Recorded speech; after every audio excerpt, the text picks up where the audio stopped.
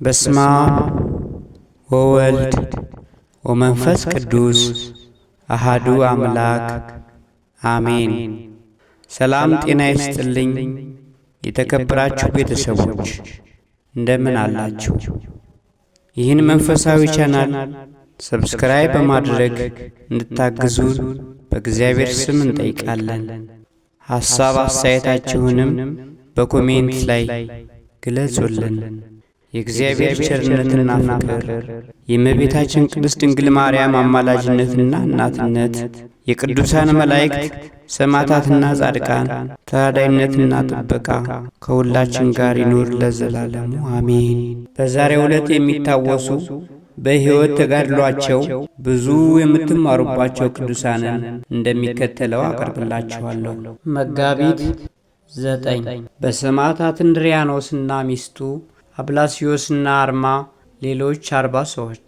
አንድ አምላክ በሚሆን በአብ በወልድ በመንፈስ ቅዱስ ስም መጋቢት 9 በዚች ቀን የከበረ እንድርያኖስና አውሳቢዮና አርማ ሌሎች 40 ሰዎችም በሰማዕትነት አረፉ።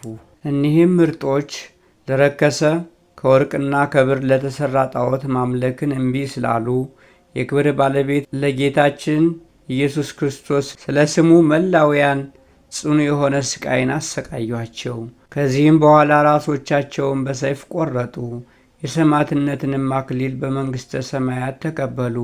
በረከታቸው ከእኛ ጋር ለዘላለሙ ትኑር አሜን። ቅዱስ ኩትን ሐዋርያ። በዚችም ቀን ተጋዳይ የሆነ ጽኑ አባት ኩትን አረፈ። እርሱም በሶርያ አገር ስሟ በንጣንዮስ ከምትባል ቦታ የሚኖር ነው። አባቶቹም ከዋክብትን ያመልኩ ነበር።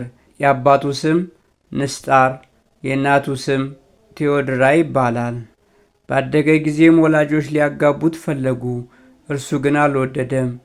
ግድ ብለው ያለ ውዴታው ሚስትን አጋቡት። ሊያገኛትም አልፈለገም። ስለ ሥጋ ድካም ወይም ስለ ጽድቅ ሳይሆን የሥጋ ፍቶትን ስለሚጠላት ነው እንጂ። ደናግልም እንደሆኑ ሁለቱ ሁሉ ከሚስቱ ጋር በአንድነት ኖሩ። አምላክ ሆይ ወደ እውቀትህ ምራኝ በማለት ጸሎትና ምልጃን ያዘወትር ነበር። ከእግዚአብሔርም የታዘዘ መልአክ ለቆርኔሌዎስ እንደተገለጠ ተገልጦ በክብር ባለቤት በጌታችን በኢየሱስ ክርስቶስ ማመንን አስተማረው። ከሐዋርያትም ወደ አንዱ ሄዶ የክርስትና ጥምቀትን እንዲጠመቅ አዘዘው። የሐዋርያት የስብከታቸው ወራት ነበርና ሂዶ ተጠመቀ። የቤተ ክርስቲያንንም ትምህርት ሁሉ ሕጉን ሥርዓቱንም ሁሉ ተማረ። መለኮታዊ ምስጢርንም ተቀበለ። በየቀኑ ሁሉ የሐዋርያ ጳውሎስን ትምህርት ይሰማ ነበር። የጽድቅን ሥራ መሥራትና ንጽሕና፣ ለበጎ ሥራ መጠመድ፣ ትጋት፣ ቅንነት፣ የዋህነት፣ ጾም፣ ጸሎት፣ ሰጊድ በላዩ ተጨመረ። በዚህም ሁሉ የሚተጋ ሆነ። እግዚአብሔርም አስደናቂ ታምራቶችን እንዲያደርግ በርኩሳን አጋንንት ላይ ሥልጣንን ሰጠው። በሚያደርገው ታምራትም ወላጆቹን የክብር ባለቤት ጌታችን ኢየሱስ ክርስቶስን ወደ ማመን ስቦ አስገባቸው። ደግሞ ሚስቱንና ወላጆቿን አስገባቸው።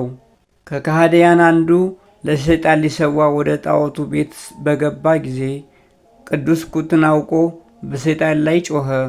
እርሱ ሰይጣን እንጂ አምላክ እንዳልሆነ በሰው ፊት ያምን ዘንድ አዘዘው።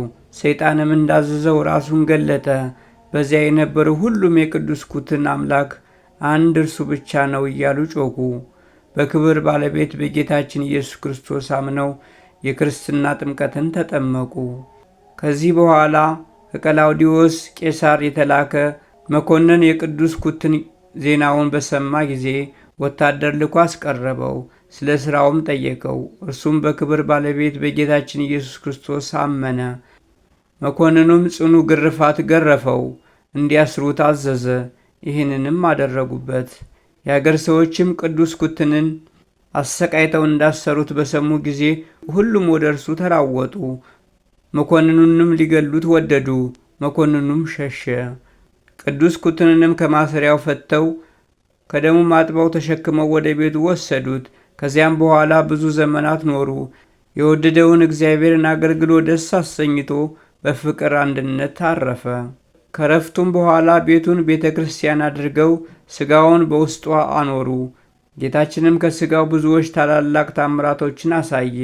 በረከቱ ከእኛ ጋር ለዘላለሙ ትኑር አሜን። ወስብሐት ለእግዚአብሔር ወለወላዲቱ ድንግል ወለመስቀሉ ክቡር።